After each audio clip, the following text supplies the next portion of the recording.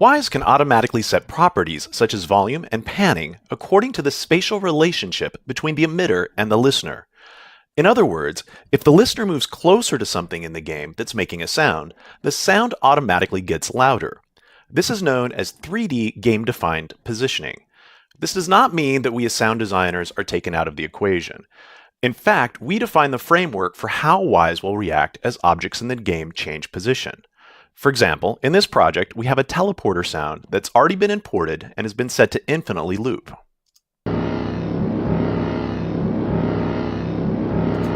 As the player walks towards the teleporter object in the game, we want this hum to get louder, but we don't want it to be very noticeable until the player gets really close to it. We'll see how we can achieve this effect in Wwise using something called an attenuation.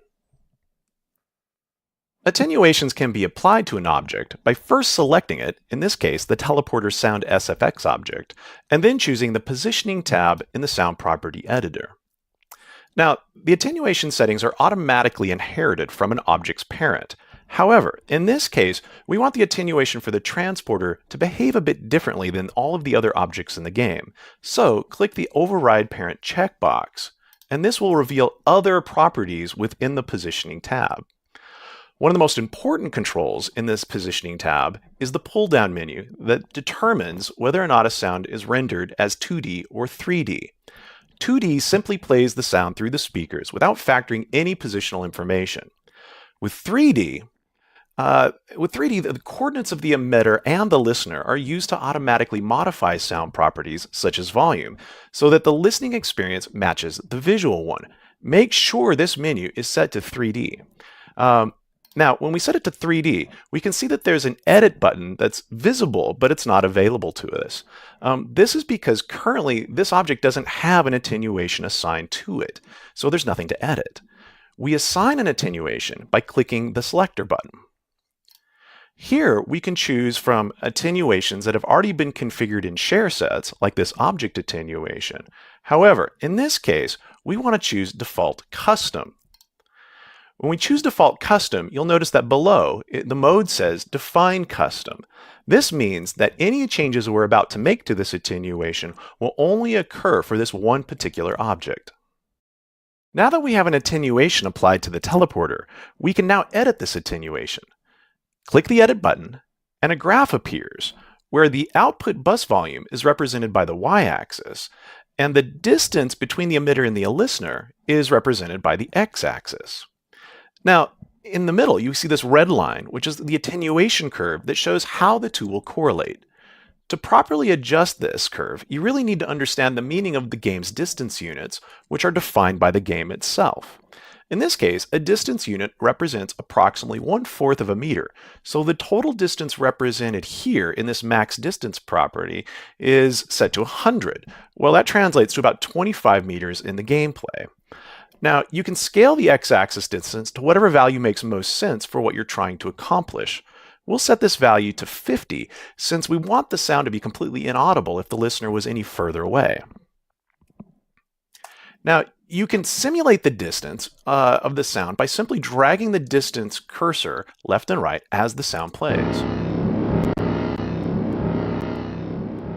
Here we can see how the sound fades all the way out and then back up. This provides a much better sense of how the visual of the curve relates to what will be heard in gameplay. We can double-click the curve to create and adjust additional control points. Move it more like this, and if you right-click the curve, you can choose various options from the curve menu to create smooth transitions.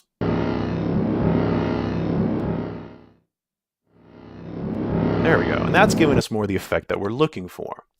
Now, in addition to volume, you can also, in the curves area, select the low-pass filter or other properties.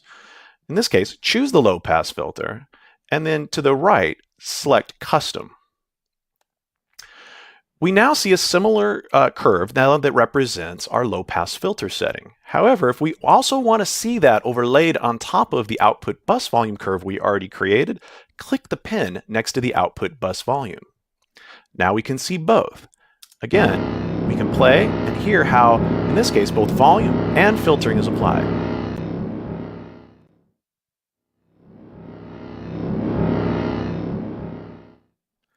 And now we have the effect we were trying to achieve. Accounting for how a sound changes over distance is important, but what about when a sound like a radio is aimed directly at a listener as compared to if that same radio was turned the opposite direction? From the listener's perspective, it wouldn't sound the same. So to account for changes in an emitter's direction, we can use cone attenuation. Click the cone attenuation checkbox, and this will make available several cone attenuation properties, and then further to the right, we see an area where we're graphically representing what these properties mean. Now, our emitter, the teleporter, is represented by the center of the circle.